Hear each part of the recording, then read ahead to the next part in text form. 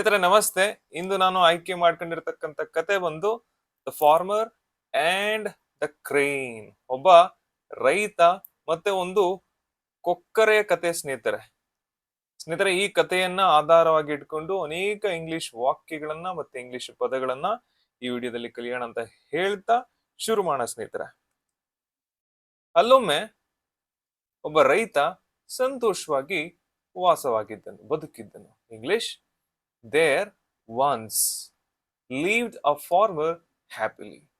ಸ್ನೇಹಿತರೆ ಇಲ್ಲಿ ನೀವು ಕಲಿಬೇಕಾದದ್ದು ಒಂದು ದೇರ್ ಒನ್ಸ್ ಅಂತಂದ್ರೆ ಅಲ್ಲೊಮ್ಮೆ ಅಂತಂದ್ರೆ ಒಂದು ಕಾಲದಲ್ಲಿ ಅನ್ನುವಂತ ಅರ್ಥ ಬರುತ್ತೆ. ಅಲ್ಲೊಮ್ಮೆ ಅ ಅಂತಂದ್ರೆ ಸ್ನೇಹಿತರೆ ಆರ್ಟಿಕಲ್ಲು, ಇದರ ಅರ್ಥ ಒಬ್ಬ ಅಥವಾ ಒಂದು ಅನ್ನುವಂತ ಅರ್ಥ ಬರುತ್ತೆ. ಒಂದು ಸಿಂಹ ಅ ಲಯನ್, ಒಬ್ಬ ರೈತ ಅ ಫಾರ್ಮರ್. ಪ್ರೊನೌನ್ಸಿಯೇಷನ್ ಆ ಅಂತ ಮಾಡಬೇಕು, ಈ ಅಂತ ಮಾಡಬಾರದು. ಫಾರ್ಮರ್ ಅಂತಂದ್ರೆ ಸ್ನೇಹಿತರೆ ರೈತ. ಸ್ಪೆಲ್ಲಿಂಗ್ ನೋಡಿ, ಎ ಜಾಗದಲ್ಲಿ ಇನ್ ಕೇಸ್ ಓ ಬಂದ್ರೆ ಫಾರ್ಮರ್ ಅಂತ ಬರ್ತದೆ. ಇದರ ಅರ್ಥ ಸ್ನೇಹಿತರೆ ಇಂದಿನ, ಮುಂಚಿನ. ಉಚ್ಚಾರಣೆ ಆಲ್ಮೋಸ್ಟ್ ಒಂದೇ ರೀತಿ ಇರುತ್ತೆ, ಆದ್ರೆ ಸ್ಪೆಲ್ಲಿಂಗ್ ಅಲ್ಲಿ ವ್ಯತ್ಯಾಸ ಇದೆ ಸ್ನೇಹಿತರೆ. ಇದರ ಅರ್ಥ ಮುಂಚಿನ, ಇಂದಿನ ಅನ್ನುವಂತ ಅರ್ಥ ಬರುತ್ತೆ. ಈಗ ನರೇಂದ್ರ ಮೋದಿಗಿಂತ ಮುಂಚೆ ಭಾರತದ ಪ್ರಧಾನಿ ಯಾರಾಗಿದ್ರು? Manmohan Singh. Manmohan Singh was the former president.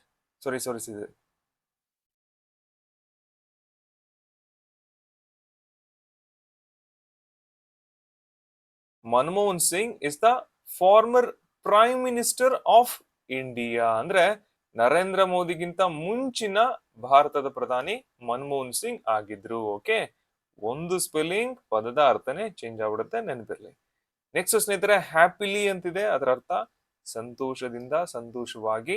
ಇದರ ವಿರುದ್ಧ ಪದ ಸ್ಯಾಡ್ಲಿ ಅಂತಂದ್ರೆ ದುಃಖದಿಂದ. ನೆಕ್ಸ್ಟ್ ಸ್ನೇಹಿತರೆ, ಸೊ ಒಬ್ಬ ರೈತ ಸಂತೋಷವಾಗಿ ಬದುಕಿರ್ತಾನೆ. ನೋಡೋಣ ಈ ರೈತನ ಜೀವನದಲ್ಲಿ ಏನಾಗುತ್ತೆ ಕಥೆಯಲ್ಲಿ ಅಂತ ಈಗ ಮುಂದೆ ನೋಡ್ತಾ ಹೋಗೋಣ. ಸ್ನೇಹಿತರೆ, ಅವನು ತನ್ನ ಬೆಳೆ ಬಗ್ಗೆ ತುಂಬಾ ಚಿಂತಿತನಾಗ್ತಾನೆ, ತುಂಬಾ ಚಿಂತೆಗೆ ಒಳಗಾಗ್ತಾನೆ. ಒಂದಿನ ಏನಾಗುತ್ತೆ, ಆತನ ಬೆಳೆ ಬಗ್ಗೆ ಆತನಿಗೆ ಚಿಂತೆ ಮೂಡುತ್ತೆ. He was very worried about his crops. ಸ್ನೇಹಿತರೆ ಇಲ್ಲಿ ನೀವು ಕಲಿಬೇಕಾದದ್ದು ಒಂದು ವಾಸ್ ವರೀಡ್ ಅಂತಂದ್ರೆ ಚಿಂತಿತನಾಗಿದ್ದನು. ನಾನ್ ತುಂಬಾ ಚಿಂತೆ ಮಾಡ್ತಿದ್ದೆ, ಐ ವಾಸ್ ವರೀಡ್ ಅಂತ ಹೇಳ್ಬೇಕು. ನಿಮ್ ಮಗು ಹೊರಗಡೆ ಹೋಗುತ್ತೆ, ನಿಮ್ಮ ಮಗನೋ ಮಗಳು ಹೊರಗಡೆ ಹೋಗ್ತಾಳೆ, ಸಂಜೆ ತುಂಬಾ ಹೊತ್ತಾದ್ರೂ ಮನೆಗೆ ಬರಲ್ಲ, ಆಗ ನೀವೇನಾಗ್ತೀರಾ? ಐ ವಾಸ್ ವರೀಡ್, ಚಿಂತಿತನಾಗಿದ್ದೆ. ಎಬೌಟ್ ಅಂತಂದ್ರೆ ಸ್ನೇಹಿತರೆ ಬಗ್ಗೆ. ಇಲ್ಲಿ ರೈತ ಯಾವ್ದ್ರ ಬಗ್ಗೆ ಚಿಂತಿತನಾಗಿದ್ದಾನೆ ಅಂತಂದ್ರೆ ಆತನ ಕ್ರಾಪ್ಸ್ ಅಂತಂದ್ರೆ ಆತನ ಬೆಳೆ.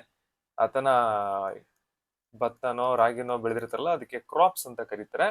ಆ ಕ್ರಾಪ್ಸ್ ಗಳ ಬಗ್ಗೆ ಈತ ಆ ಕ್ರಾಪ್ಸ್ ಗಳ ಬಗ್ಗೆ ಅಬೌಟ್ ಚಿಂತೆಗೆ ಒಳಗಾಗಿರ್ತಾನೆ ಸ್ನೇಹಿತರ. ಏಂತಕ್ಕೆ ಚಿಂತೆಗೆ ಒಳಗಾಗಿರ್ತಾನೆ ಅಂತಂದ್ರೆ ಪಕ್ಷಿಗಳು ಅವನ ಬೆಳೆಯನ್ನ ತಿಂತಿರ್ತವೆ. ನೋಡಿ ಇಲ್ಲಿ ಪಕ್ಷಿಗಳಿದೆಯಲ್ಲ, ಅವನ್ ದೂರ ಹೋದಾಗ, ಮನೆಗೆ ಹೋದಾಗ ಈ ಪಕ್ಷಿಗಳು, ಬರ್ಡ್ಸ್ ಗಳು ಏನ್ ಮಾಡ್ತಿರ್ತವೆ? ವರ್ ಈಟಿಂಗ್ ಈಸ್ ಕ್ರಾಪ್ಸ್ ಅಂತ ಇದೆ.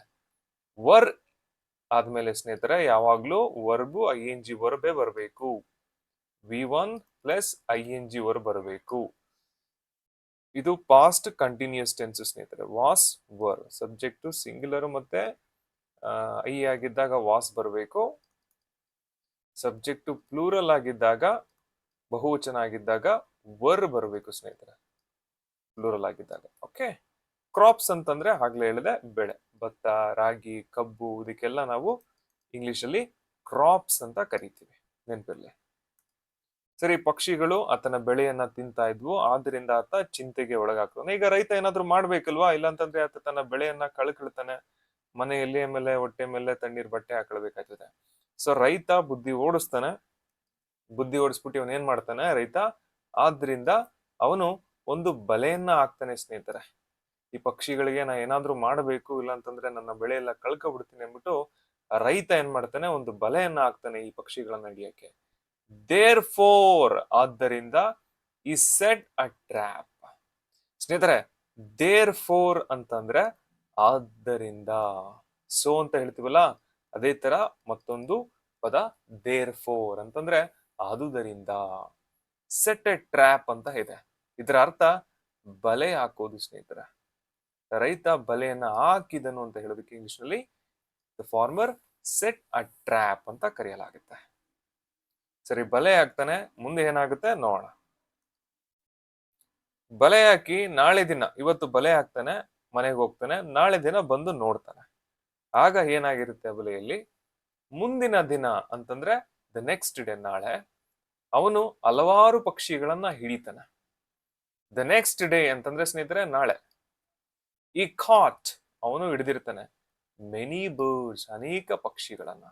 ಅಂದ್ರೆ ಇಲ್ಲಿ ನೀವೇನ್ ಕಲಿಬೇಕು ಅಂತಂದ್ರೆ ದ ನೆಕ್ಸ್ಟ್ ಡೇ ಅಂತಂದ್ರೆ ಟುಮಾರೋ ಸ್ನೇಹಿತರೆ. ಟುಮಾರೋ ಅಂದ್ರೂ ಒಂದೇ, ದ ನೆಕ್ಸ್ಟ್ ಡೇ ಅಂದ್ರೂ ಒಂದೇ, ಮುಂದಿನ ದಿನ ಅಥವಾ ನಾಳೆ. ಇನ್ನೊಂದು ಕಲಿಕೆ ಸ್ನೇಹಿತರೆ ಕ್ಯಾಚ್ ಅಂತಂದ್ರೆ ಹಿಡಿ ಅಲ್ವಾ. ಇಲ್ಲಿ ರೈತ ಏನ್ ಮಾಡಿದಾನೆ, ಕಾಟ್. ಕ್ಯಾಚ್ ನ ಪಾಸ್ಟ್ ಟೆನ್ಸ್ ಸ್ನೇಹಿತರೆ, ಬಿ2 ಬಂದು CAUGST, ಕಾಟ್. ಕಾಟ್ ಅಂತಂದ್ರೆ ಪಾಸ್ಟ್ ಟೆನ್ಸ್, ಹಿಡಿದನು, ರೈತ ಹಿಡಿದನು. ಏನನ್ನ, ಮೆನಿ ಬರ್ಡ್ಸ್ ಅಂತ ಇದೆ. ಮೆನಿ ಅಂತಂದ್ರೆ ಸ್ನೇಹಿತರೆ ಅನೇಕ, ಹಲವಾರು ಅನ್ನುವಂತ ಅರ್ಥ ಬರುತ್ತೆ. ನನಗೆ ಅನೇಕ ಸ್ನೇಹಿತರಿದ್ದಾರೆ.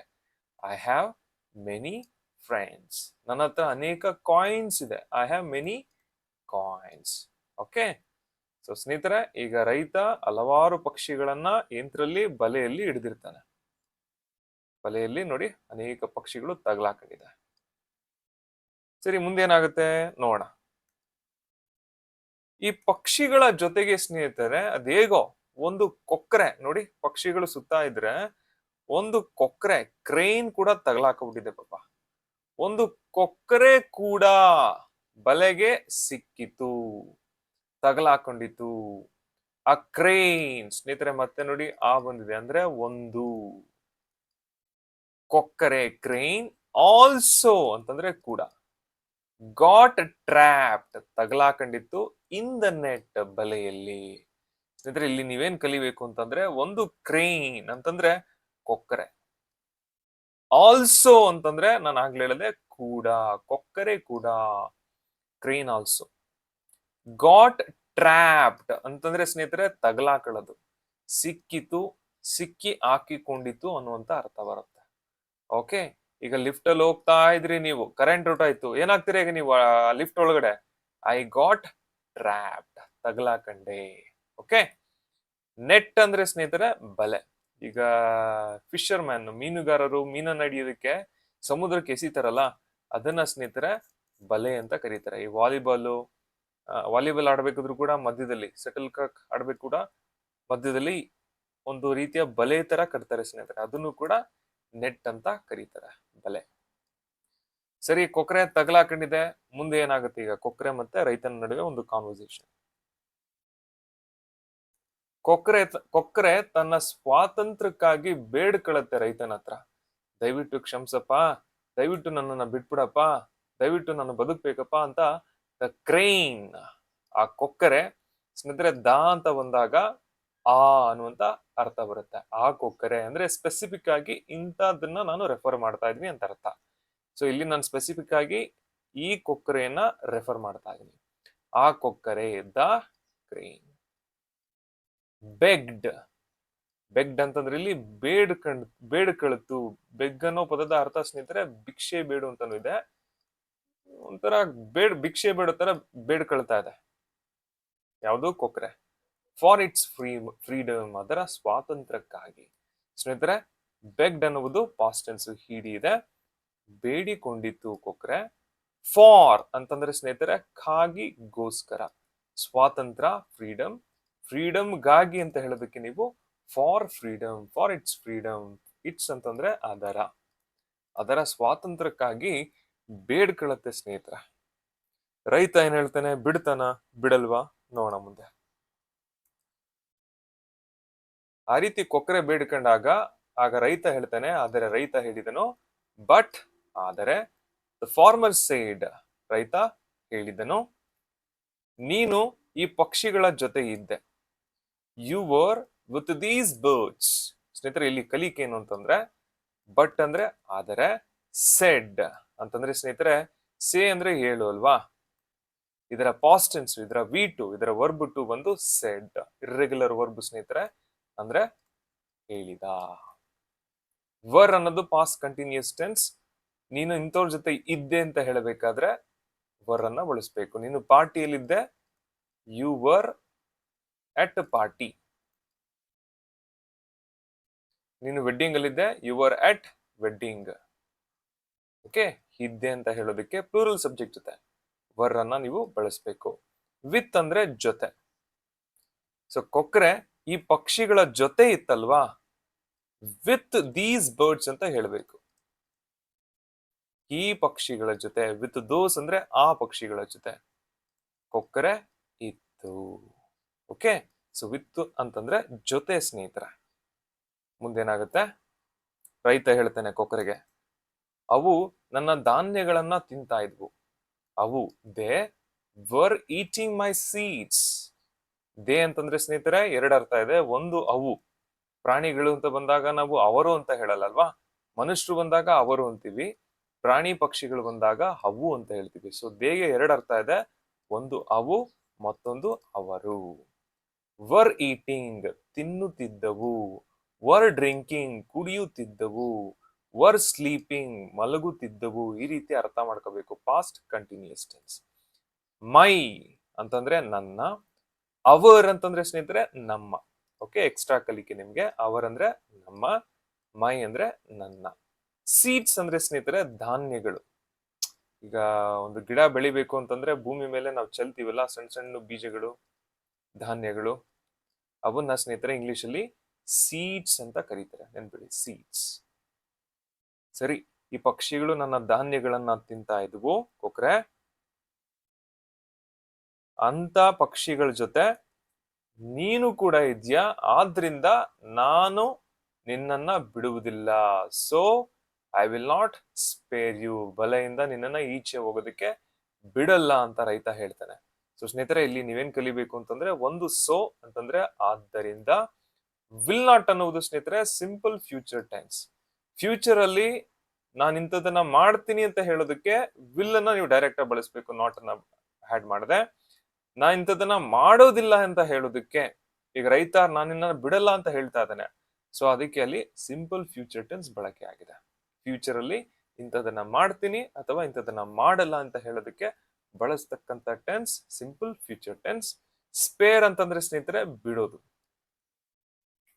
I will not spare you ಅಂತಾಗ, ಯು ಅಂದ್ರೆ ಸ್ನೇಹಿತರೆ ಎರಡು ಅರ್ಥ ಇದೆ. ಒಂದು ನೀನು, ಇನ್ನೊಂದು ನಿನ್ನನ್ನು. ಓಕೆ, ನಿನ್ನನ್ನು. ಸೊ ನಿನ್ನನ್ನ ನಾನು ಬಿಡುವುದಿಲ್ಲ ಅಂತ ಹೇಳೋದಕ್ಕೆ ಇಂಗ್ಲಿಷ್ ನಲ್ಲಿ I will not spare you. Not ಇದೆ, ಅದಕ್ಕೆ ಬಿಡುವುದಿಲ್ಲ ಅನ್ನುವಂತ ಅರ್ಥ ಬರುತ್ತೆ ಸ್ನೇಹಿತರೆ. ಸೊ ಕೊಕ್ಕರೆಯನ್ನ ರೈತ ಬಿಡಲ್ಲ ಅಂತ ಡಿಸೈಡ್ ಮಾಡ್ತಾನೆ. ಸೊ ಕಥೆಯ ಸ್ಟೋರಿ ಏನು, ಮಾರಲ್ ಏನು ಅಂತಂದ್ರೆ ಸ್ನೇಹಿತರೆ, ಈ ಕಥೆಯ ನೀತಿ ಪಾಠ ಏನು ಅಂತಂದ್ರೆ, moral of the story, bad company is harmful. ಕೆಟ್ಟವರ ಸಹವಾಸ ಹಾನಿಕಾರಕ. ಕೆಟ್ಟವರ ಸಹವಾಸ ಒಳ್ಳೆಯದಲ್ಲ ಸ್ನೇಹಿತರೆ. ಕೆಟ್ಟವರು ತಗಲಾಕಂಡಾಗ ನೀವು ಒಳ್ಳೆಯವರಾಗಿದ್ರು ಕೂಡ ನಿಮ್ಮನ್ನ ಕೆಟ್ಟವರನ್ನಾಗೆ ಈ ಸಮಾಜ ಟ್ರೀಟ್ ಮಾಡುತ್ತೆ. ಸೊ ಸ್ನೇಹಿತರೆ, ಇಲ್ಲಿ ನೀವೇನ್ ಕಲಿಬೇಕು ಅಂತಂದ್ರೆ, ಬ್ಯಾಡ್ ಕಂಪನಿ ಅಂತಂದ್ರೆ ಅದೇ ಕೆಟ್ಟ ಕಂಪನಿ, ಕೆಟ್ಟ ಸಂಸ್ಥೆ ಅಂತ ನೀವು ತಿಳ್ಕೊಳ್ಬಾರ್ದು. ಇಲ್ಲಿ ಬ್ಯಾಡ್ ಕಂಪನಿ ಅಂತಂದ್ರೆ ಕೆಟ್ಟವರ ಸಹವಾಸ ಅಥವಾ ಕೆಟ್ಟವರ ಗೆಳೆತನ. ಕಂಪನಿ ಅಂದ್ರೆ ಇಲ್ಲಿ ಗೆಳೆತನ ಅನ್ನುವಂತ ಅರ್ಥ ಬರುತ್ತೆ. ಈಸ್ ಅನ್ನುವುದು ಪ್ರೆಸೆಂಟ್ ಕಂಟಿನ್ಯೂಸ್ ಟೆನ್ಸ್ ಸ್ನೇಹಿತರೆ, ಇದೆ ಅನ್ನುವಂತ ಅರ್ಥ ಬರುತ್ತೆ. ಹಾನಿಕಾರಕವಾಗಿದೆ ಅನ್ನುವಂತ ಅರ್ಥ ಬರುತ್ತೆ. ಹಾರ್ಮ್ಫುಲ್ ಅಂತಂದ್ರೆ ಹಾನಿಕಾರಕ. ಈಗ ಸ್ಮೋಕಿಂಗ್ ಆರೋಗ್ಯಕ್ಕೆ ಏನೋ ಹಾರ್ಮ್ಫುಲ್, ಇಂಜುರಿಯಸ್ ಅನ್ನುವಂತ ಅರ್ಥ ಬರುತ್ತೆ. ಸೊ ಸ್ನೇಹಿತರೆ, ಇದು ಇಂಗ್ಲಿಷ್ ಕಲಿಕೆ. ಜೀವನದ ಕಲಿಕೆ ಏನು ಅಂತಂದ್ರೆ, ದಯವಿಟ್ಟು ಕೆಟ್ಟವರ ಸಹವಾಸವನ್ನ ಈ ಲೈಫಲ್ಲಿ ಮಾಡೋದಕ್ಕೆ ಹೋಗ್ಬೇಡಿ. ಯಾಕೆಂದ್ರೆ ಅವ್ರು ತಗಲಾಕಂಡಾಗ ನೀವು ಕೂಡ ಅವ್ರ ಜೊತೆ ತಗಲಾಕೊಳ್ಬೇಕಾಗತ್ತೆ. ಸೊ ಸ್ನೇಹಿತರೆ, ಈ ಕಥೆಯಿಂದ ನಾವು ಇಷ್ಟನ್ನ ಕಲ್ತಿದ್ದೇವೆ. ಒಂದು, ಅಲ್ಲೊಮ್ಮೆ ಅಂತಂದ್ರೆ ದೇರ್ ಒನ್ಸ್. ಒಬ್ಬ ಅನ್ನೋದಕ್ಕೆ ಇಂಗ್ಲಿಷ್ ನಲ್ಲಿ ಆ ಅಂತ ಕರಿಬೇಕು. ರೈತ ಅಂದ್ರೆ ಫಾರ್ಮರ್. ಇಂದಿನ ಮುಂಚೆ ಇದ್ದವರು ಅಂತ ಹೇಳೋದಕ್ಕೆ ಫಾರ್ಮರ್ ಅಂತ ಹೇಳಬೇಕು. ಸಂತೋಷದಿಂದ ಹ್ಯಾಪಿಲಿ. ದುಃಖದಿಂದ ಸ್ಯಾಡ್ಲಿ, ಚಿಂತಿತನಾಗಿದ್ದನು ವಾಸ್ ವರೀಡ್, ಬಗ್ಗೆ ಅಬೌಟ್, ಮಾತಾಡ್ತಾ ಇದ್ದರು ವರ್ ಅನ್ನ ಬಳಸಬೇಕು ಸ್ನೇಹಿತರೆ. Were talking. ಬೆಳೆ ಕ್ರಾಪ್ಸ್, ಆದ್ದರಿಂದ ಸೋ ಅಥವಾ ದೇರ್ ಫೋರ್ ಅಂತಾನೂ ಕೂಡ ಕರಿಬಹುದು. ಬಲೆ ಹಾಕಿದನು ಸೆಟ್ ಅ ಟ್ರ್ಯಾಪ್, ಮುಂದಿನ ದಿನ ದ ನೆಕ್ಸ್ಟ್ ಡೇ ಅಥವಾ ಟುಮಾರೋ. ಹಿಡಿದನು ಕಾಟ್. ಸ್ನೇಹಿತರೆ ನೆನ್ಪಿಡಿ ಕಾಟ್, ಇದ್ರ ಮೇಲೆ ನಾನು ಕ್ವಿಜ್ ಅನ್ನ ಕೇಳ್ತೇನೆ. ಅನೇಕ ಮೆನಿ, ಕೊಕ್ಕರೆ ಕ್ರೇನ್, ಕೂಡ ಆಲ್ಸೋ, ಸಿಕ್ತು ಗಾಟ್ ಟ್ರ್ಯಾಪ್ ತಗಲಾಕಳ್ತು, ಬಲೆ ಅಂತಂದ್ರೆ ನೆಟ್, ಬೇಡಿಕೊಂಡಿತ್ತು ಕೊಕ್ಕರೆ ಬೆಗ್ಡ್, ಖಾಗಿ ಗೋಸ್ಕರ ಫಾರ್, ಆದ್ರೆ ಬಟ್, ಹೇಳಿದನು ಪಾಸ್ಟ್ ಟೆನ್ಸ್ ಸ್ನೇಹಿತರೆ. ಸೇನ ಪಾಸ್ಟ್ ಟೆನ್ಸ್ ಸೆಡ್, ಇದ್ದೆ ಪಾಸ್ಟ್ ಕಂಟಿನ್ಯೂಸ್ ಟೆನ್ಸ್ ವರ್, ಜೊತೆ ವಿತ್, ತಿನ್ನುತ್ತಿದ್ದವು ವರ್ ಈಟಿಂಗ್, ನನ್ನ ಮೈ, ನಮ್ಮ ಅವರ್, ಧಾನ್ಯ ಬೀಜಗಳು ಸೀಡ್ಸ್, ಮಾಡುವುದಿಲ್ಲ will not, future simple future tense ಸ್ನೇಹಿತರೆ.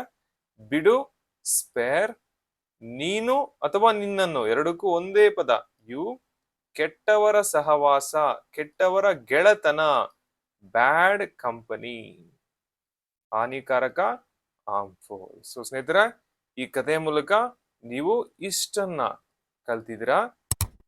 ಸ್ನೇಹಿತರ ಮುಂದಿನ ಕತೆ ಬಂದು 4ನೇ ಕತೆ ಬಂದಿದೆ. ಅಂದ್ರೆ ಮುಂದಿನ ವಿಡಿಯೋದಲ್ಲಿ ನಾನು on old lady and Har dog, ಒಬ್ಳು ವಯಸ್ಸಾದ ಮಹಿಳೆ ಮತ್ತು ಆಕೆಯ ಪ್ರೀತಿಯ ನಾಯಿಮರಿ, ಇದರ ಮೇಲೆ ಒಂದು ವಿಡಿಯೋನ ಮಾಡಿ ನಿಮ್ಗೆ ಇಂಗ್ಲಿಷ್ ಉಪಯುಕ್ತ ಇಂಗ್ಲಿಷ್ ವಾಕ್ಯಗಳನ್ನ ಮತ್ತೆ ಶಬ್ದಕೋಶವನ್ನ ನಾನು ಹೇಳ್ಕೊಡ್ತೇನೆ. ಸ್ನೇಹಿತರೆ ಇಂದಿನ ಪ್ರಶ್ನೆ ಈಗ ತಾನೇ ಹೇಳ್ಕೊಟ್ಟನಲ್ಲ, ಆ ಕಥೆಯನ್ನ ಆಧರಿಸಿ ನಿಮ್ಗೆ ಒಂದು ಪ್ರಶ್ನೆ. ಕ್ಯಾಚ್ ಅಂತಂದ್ರೆ ಸ್ನೇಹಿತರೆ ಹಿಡಿಯೋದು, ಇದು V1 ಪ್ರೆಸೆಂಟ್ ಟೆನ್ಸು. ಇದರ ಪಾಸ್ಟ್ ಟೆನ್ಸು ಅಥವಾ V2 ಏನು ಸ್ನೇಹಿತರೆ? ನಿಮ್ಮ ಉತ್ತರವನ್ನ ದಯವಿಟ್ಟು ಕಾಮೆಂಟ್ ಮಾಡಿ. ಬರೀ V2 ಮಾತ್ರ ಅಲ್ಲ, ಸಾಧ್ಯವಾದ್ರೆ ನಿಮ್ಮದೇ ಒಂದು ವಾಕ್ಯವನ್ನ, ಸ್ನೇಹಿತರೆ ಇಂಗ್ಲಿಷ್ ಬರಬೇಕು ಅಂತಂದ್ರೆ ಇಂಗ್ಲಿಷ್ ಪದಗಳನ್ನ ತಗೋಬೇಕು, ನಿಮ್ಮದೇ ವಾಕ್ಯಗಳನ್ನ ಕ್ರಿಯೇಟ್ ಮಾಡಬೇಕು ಅಥವಾ ಕಾಮೆಂಟ್ ಮಾಡ್ಬೇಕು ಸ್ನೇಹಿತರೆ. ಆಗ್ಲೇ ಆ ಪದಗಳು, ಆ ಇಂಗ್ಲಿಷ್ ವಾಕ್ಯಗಳು ನಿಮ್ಮ ತಲೆಯಲ್ಲಿ ಕೂರೋದು. ಸೊ ಕ್ಯಾಚ್ ಪದದ ಪಾಸ್ಟ್ ಟೆನ್ಸ್ ಏನು, V2 ಏನು, ಫಸ್ಟ್ ಅದನ್ನ ಬರೀರಿ. ನಂತರ ಆ ಪದವನ್ನ ಬಳಸಿ ನಿಮ್ಮದೇ ಒಂದು ವಾಕ್ಯವನ್ನ ಸ್ನೇಹಿತರೆ ಕಾಮೆಂಟ್ ಸೆಕ್ಷನ್ ಅಲ್ಲಿ ಹಾಕಿ ಅಂತ ಹೇಳ್ತಾ ಧನ್ಯವಾದಗಳು ಸ್ನೇಹಿತರೆ.